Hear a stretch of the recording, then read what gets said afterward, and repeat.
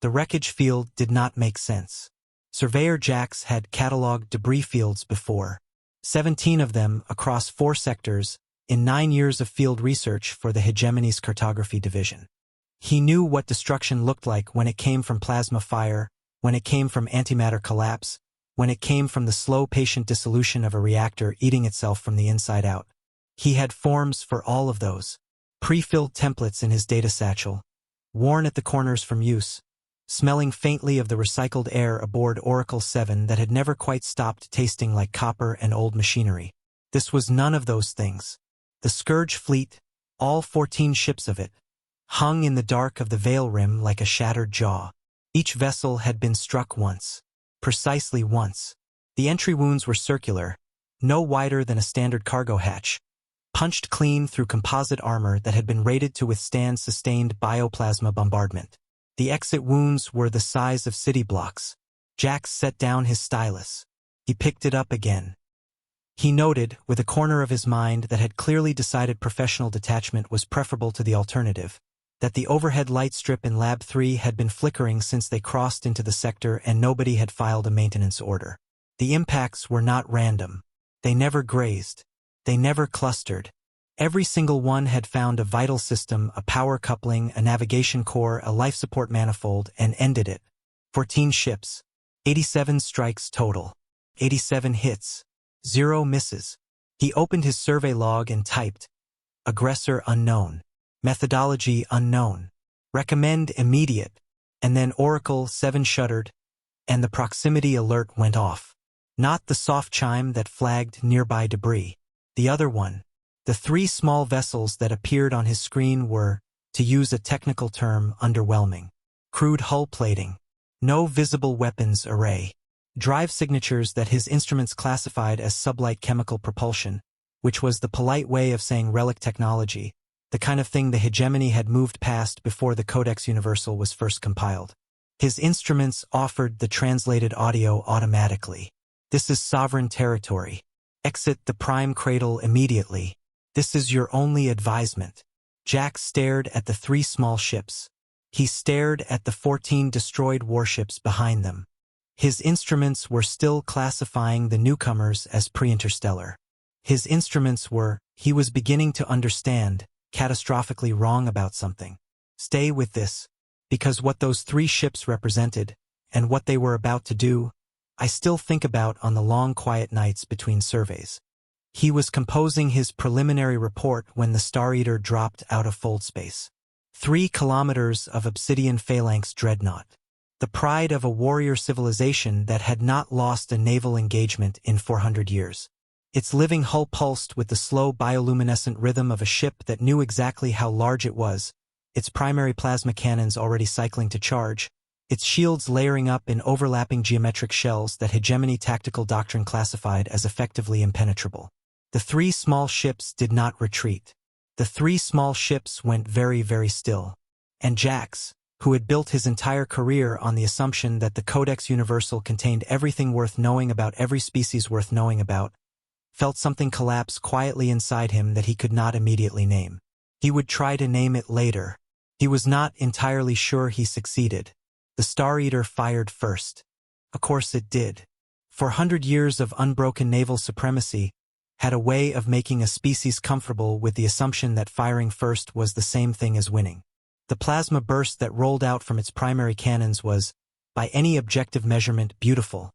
A collapsing star compressed into a coherent beam, gold and white and furious, the kind of weapon that rewrote geological surveys when it touched a surface. The 3 small ships split apart in 3 different directions simultaneously, and the beam found nothing but vacuum. Jax watched from Oracle 7's observation deck, his data satchel still open, his stylus uncapped, his report still unfinished at the word immediate. He was aware, in some distant professional way, that he should be evacuating. He did not evacuate. He watched. What happened next was not a battle in any sense that the Codex Universal had language for. It was a dismantling. The 3 ships moved in long looping arcs that his navigation console identified, after a processing delay that felt almost embarrassed, as gravitational slingshot trajectories, using the mass of the local debris field itself as an accelerant. They were not dodging. They were calculating. Each arc bled into the next with the unhurried patience of a proof being worked through on paper. The iridium spikes came from angles the Star Eater's point defense grid had not been designed to consider. Its shields, those overlapping geometric shells, had been engineered against directed energy weapons, against mass driver fire from ahead and behind and above. Not from below. Not at relativistic velocity, threading the harmonic gaps between shield layers the way a key finds a lock it was made for. The first spike took out the primary plasma coupling. The second found the fold space initiator. The third, fourth, and fifth went somewhere Jax's instruments couldn't follow, and then the Star Eater went dark in sections, compartment by compartment, the bioluminescent pulse of its living hull stuttering and dimming like something breathing its last. He realized he was holding his stylus so hard the casing had cracked. He also noticed, and he could not explain why this was the thought his mind produced in that specific moment, that someone had left a half-eaten nutrition block on the console beside him. Still in its wrapper, the corner folded down precisely, the way someone folds a corner when they intend to come back to it. Then the hologram opened above Oracle 7's communication array, and Jax stopped thinking about the nutrition block. The woman was human. He knew that from the Codex Universal, bipedal, bilateral symmetry, atmospheric oxygen dependence, rated pre-interstellar, rated non-aggressive, rated no military infrastructure of note. The Codex entry was 11 lines long. He had read it once, years ago, and forgotten it by the next survey. Her name was Director Lyra Thorne, and she was not looking at Jax. She was looking at Grand Overseer Valis, whose emergency transmission had patched in from the hegemony capital 17 seconds after the Star Eater went dark. "We've been listening to your signals for 40 years, she said. Not triumphant, not angry, the voice of someone stating a measurement. Your encrypted military channels, your council proceedings, your tactical assessments of every species in the Veil Rim. You broadcast them on frequencies you assumed no pre-interstellar civilization could detect." A pause. "We detected them on the third year. We spent the remaining 37 understanding them." Valis's secondary respiratory membranes sealed flat against his neck, an involuntary stress response in his species, the body locking down airflow to critical systems, the biological equivalent of a ship going to emergency power.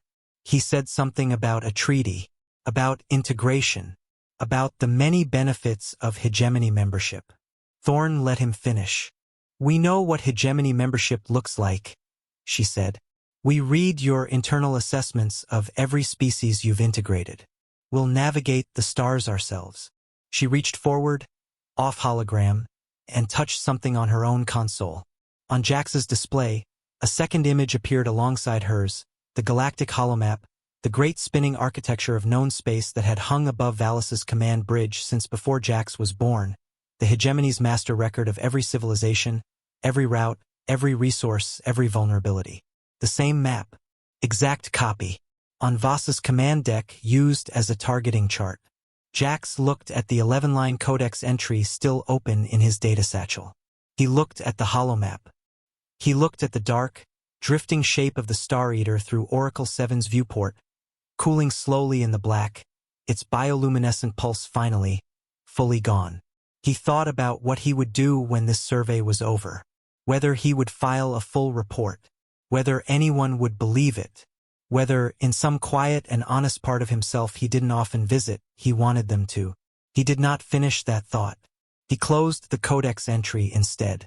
Outside, in the dark of the Veil Rim, the 3 small ships were already gone.